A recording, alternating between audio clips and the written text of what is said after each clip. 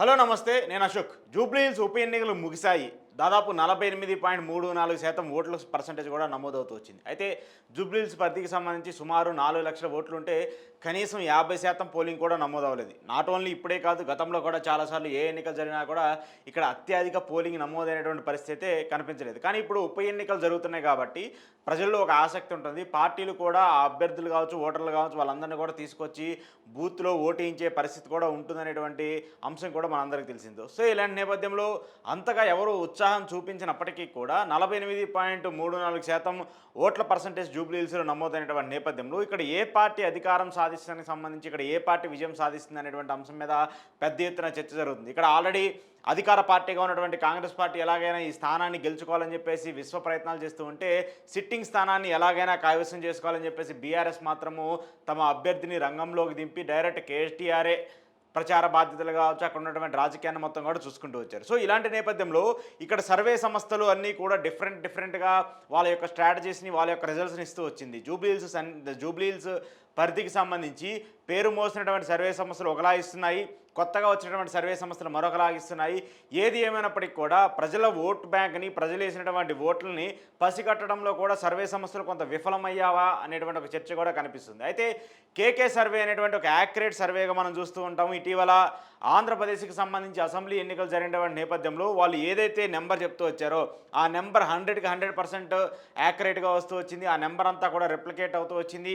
టీడీపీకి సంబంధించి చూసుకున్నా, జనసేనకి సంబంధించి చూసుకున్నా కూడా వాళ్ళు 100% స్ట్రైక్ రేట్తో విజయం సాధిస్తారని చెప్పేసి కేకే సర్వే ఏదైతే చెప్తుందో ఆ సర్వే అంతా కూడా సక్సెస్ఫుల్గా లీడ్ అవుతూ వచ్చింది. ఆ తర్వాత మహారాష్ట్రకి సంబంధించి చూసుకుంటూ వచ్చినా, హర్యానాకి సంబంధించి వచ్చినా కూడా వాళ్ళు కూడా కొన్ని రిజల్ట్స్ చేసుకుంటూ వచ్చారు. అయితే ఇప్పుడు కేకే కూడా జూబ్లీహిల్స్కి సంబంధించిన పరిస్థితిని చూసుకుంటే, జూబ్లీహిల్స్ ఉప ఎన్నిక పైన అక్కడ ఉన్నటువంటి ప్రజల పల్స్ అంతా కూడా చూసుకుంటే, ఇక్కడ అధికార సిట్టింగ్ ఎమ్మెల్యే స్థానంగా ఉన్నటువంటి బీఆర్ఎస్ పార్టీ ఇక్కడ తిరిగి విజయం సాధించబోతున్నట్టు కూడా కేకే సర్వే చెప్తుంది. అంటే మాగంటి సునీత ఈసారి మళ్ళీ అక్కడ తిరిగి విజయం సాధించబోతున్నారని చెప్పేసి కూడా కేకే సర్వే చెప్తుంది.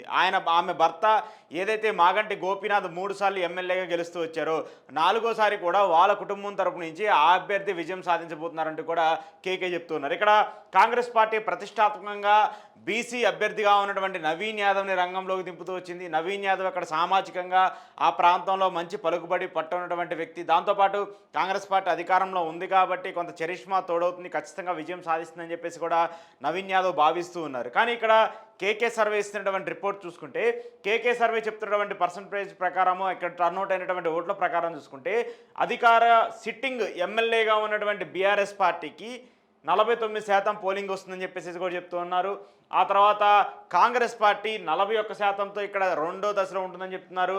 ఇక బీజేపీ పార్టీ కేవలం 8%కే పరిమితం ఉందని చెప్తున్నారు. అలాగే ఇతరులు 2%కి పరిమితం అయ్యే అవకాశం ఉందని చెప్పేసి కూడా కేకే సర్వే చెప్తుంది. సో ఓవరాల్గా చూస్తూ ఉన్నప్పుడు మనకి ఇక్కడ 49%తో సిట్టింగ్ ఎమ్మెల్యేగా ఉన్నటువంటి మాగంటి గోపీనాథ్ సతీమణి మాగంటి సునీత ఇక్కడ మళ్ళీ విజయం సాధించబోతున్నట్టు కూడా తెలుస్తుంది. ఆమె భర్త వారసత్వాన్ని కంటిన్యూ చేస్తూ ఏదైతే ఆ సింపతి కావచ్చు, ప్రభుత్వం మీద ఉన్నటువంటి వ్యతిరేకత కావచ్చు, లేదంటే ప్రభుత్వానికి సంబంధించి అక్కడ ఉన్నటువంటి ఇబ్బందులు కావచ్చు, ఇవన్నీ కూడా మెయిన్గా ఇక్కడ ప్రతిపక్ష పార్టీగా ఉన్నటువంటి బీఆర్ఎస్ ఎక్కువగా జనంలోకి తీసుకెళ్ళటము, అక్కడ మాగంటి సునీత విజయానికి సంబంధించి వాళ్ళు ముందుగా అడుగులు వేయటం కూడా ఇవన్నీ చూస్తూ ఉన్నప్పుడు కేకే సర్వే చెప్తున్నటువంటి అంశం చూసుకుంటే, ఇక్కడ జూబ్లీహిల్స్లో సిట్టింగ్ స్థానాన్ని మళ్ళీ తిరిగి బీఆర్ఎస్ పార్టీ కైవసం చేసుకోబోతుంది అనేది కూడా మనకు అర్థమవుతుంది. అయితే ఇక్కడ మెయిన్గా 2-3 మేజర్ ఫ్యాక్ట్స్ చూడాల్సినటువంటి పరిస్థితి ఖచ్చితంగా ఉంది. ఇక్కడ గతంలో అంటే వీళ్ళు చేసినటువంటి రిజల్ట్ చూసుకున్నా, ఇప్పుడు కన్సిడర్ చేసినటువంటి పర్సంటేజ్ అంతా చూసుకున్నా కూడా పోలింగ్ వేసిన తర్వాత బయటకు వచ్చేసేసి కొంతమంది వ్యక్తులు చెప్పినటువంటి డేటాను తీసుకొని ఆ డేటా ఆధారంగా ఏ పార్టీ గెలుస్తుంది, ఏ పార్టీ గెలవదు అనేది కూడా చెప్తూ ఉంటారు. ఈ పరిస్థితిని మనం చూసుకున్నప్పుడు, శాంపిల్స్ని కలెక్ట్ చేసుకొని చూసినప్పుడు కొంతమంది భయపడి చెప్పేటువంటి వ్యక్తులు కొంతమంది ఉంటారు, లేదంటే ధైర్యంగా మేము ఎవరికైనా ఓటేసామని చెప్పేటువంటి వ్యక్తులు కొంతమంది ఉంటారు, కొంతమంది ఏదో ఒకటి చెప్పాలి కదా అనేటువంటి ఉద్దేశంతో ఉండేటువంటి వ్యక్తులు ఉంటారు. సో వీళ్ళు తీసుకున్నటువంటి డేటా ఎంతవరకు యాక్యురేట్గా రేపు రాబోయేటువంటి రిజల్ట్లో రెప్లికేట్ అవుతుంది, అది మెయిన్గా కనిపించాల్సినటువంటి పరిస్థితి ఉంటుంది. ఎందుకంటే ఇతర రాష్ట్రాలకు సంబంధించి ఆంధ్రప్రదేశ్లో చెప్పారు కదా అది సక్సెస్ అయింది, మహారాష్ట్రకి చెప్పారు కదా అది సక్సెస్ అయింది. సో ఇలా చాలా రాష్ట్రాలకు సంబంధించి చెప్పినప్పుడు సక్సెస్ అయింది, ఇక్కడ ఎందుకు సక్సెస్ అవ్వదని చెప్పేసి మనం అనుకున్నప్పటికీ కూడా ఇక్కడ కొన్ని సర్వే సంస్థలు మెయిన్గా ఎక్సెప్ట్ కేకే సర్వే కాకుండా మెజార్టీ సర్వే సంస్థలు అన్నీ కూడా జూబ్లీహిల్స్కి సంబంధించి ఇక్కడ కాంగ్రెస్ పార్టీ విజయం సాధించేందుకు అవకాశం ఉంది అంటూ కూడా చెప్తున్నారు. నేషనల్ సర్వే సంస్థలు, జాతీయ స్థాయికి చెందినటువంటి సర్వే సంస్థలన్నీ కూడా ఇక్కడ కాంగ్రెస్ పార్టీ అభ్యర్థి నవీన్ యాదవ్ గెలుస్తారు అంటూ కూడా చెప్తున్నారు. అలాంటిది ఇక్కడ మన తెలుగు రాష్ట్రాలకు సంబంధించి ఫేమస్ సర్వే సంస్థగా పేరు పొందినటువంటి కేకే సర్వే ఇస్తున్నటువంటి రిపోర్ట్ మాత్రము జూబ్లీహిల్స్కి సంబంధించి భిన్నంగా కనిపిస్తుంది. సో కేకే చెప్తున్నటువంటి పరిస్థితి ప్రకారం చూసుకుంటే జూబ్లీహిల్స్లో మాగంటి సునీత 49% ఓట్ పర్సంటేజ్తో ఈసారి ఆమె గెలవబోతున్నారనేది కూడా చెప్తూ ఉంది. మరి ఇక్కడ మెయిన్గా చెప్పుకున్నటువంటి ముస్లిం ఓట్ బ్యాంకు కాంగ్రెస్కి షిఫ్ట్ అవ్వడంలో ఏదన్నా దెబ్బతిందా, కాంగ్రెస్కి షిఫ్ట్ అవ్వడంలో ఏమన్నా ఇబ్బంది పడిందా అంటే ఖచ్చితంగా అవుననే సమాధానాలే వినిపిస్తున్నాయి. ఇక్కడ మాగంటి సునీతకు సంబంధించి ముస్లిం ఓట్ బ్యాంక్ ఏదైతే ఉందో గతంలో కూడా వాళ్ళందరూ కూడా కాంగ్రెస్ పార్టీతో ఉన్నప్పటికీ కూడా మెజార్టీ శాతం అంతా బస్తీల్లో ఉండేటువంటి ముస్లిమ్స్ అందరూ కూడా గోపీనాథ్ వైపు ఉన్నారు. గోపీనాథ్కి సంబంధించిన ఓట్ బ్యాంక్ అంతా చూసుకున్నా కూడా ఇక్కడ ముస్లిం ఓట్ బ్యాంక్ కూడా ఎక్కువగా కనిపిస్తుంది. సో ఇలాంటి నేపథ్యంలో ఆ ఓట్ బ్యాంక్ కూడా యాజ్ ఇట్ ఈస్గా బీఆర్ఎస్ వైపు టర్న్ అవుతూ వచ్చింది అనేది కూడా మనకు అర్థమవుతుంది. ఇంకొకటి మెయిన్గా ఇక్కడ ఉన్నటువంటి సామాజిక వర్గ నేపథ్యంలో చూసుకున్నా కూడా దాదాపు కమ్మ సామాజిక వర్గానికి చెందినటువంటి ఓట్లు 24,000కు పైగా ఉన్నాయి.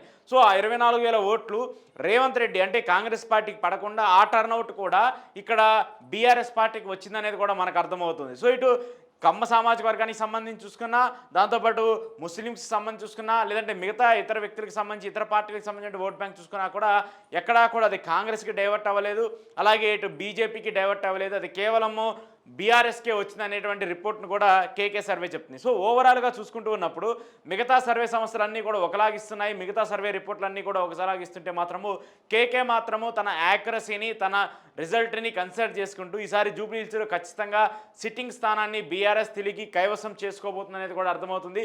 బీఆర్ఎస్ పార్టీ తిరిగి తమ సొంత స్థానాన్ని మళ్ళీ గెలుచుకొని ప్రభుత్వం మీద ఎలాంటి వ్యతిరేకత ఉంది, రేవంత్ రెడ్డి పరిపాలన మీద ఎంత వ్యతిరేకత ఉందని చెప్పేసి ప్రజల్లో ఉన్నదనేది కూడా చూపించబోతున్నట్టు కూడా అర్థమవుతుంది. సో ఈ అంశాలన్నీ చూసుకున్నప్పుడు మరి కేకే ఇచ్చినటువంటి రిపోర్టు యాక్యురేట్గా ఉంటుందా, లేదంటే రేపు ప్రజలు ఇచ్చేటువంటి తీర్పు రివర్స్లో వస్తుందనేది మాత్రం చూడాల్సి ఉంది. ఏది ఏమైనప్పటికీ జూబ్లీహిల్స్ ఫలితం ఎలా వస్తుందనేది మీద తీవ్ర స్థాయిలో ఉత్కంఠ ఉంది. ఇటు తెలంగాణ ప్రజల్లో జూబ్లీహిల్స్ ఫలితం తర్వాత తెలంగాణ రాజకీయాలు ఖచ్చితంగా మారుతాయనేది కూడా అందరూ చెప్తున్నారు.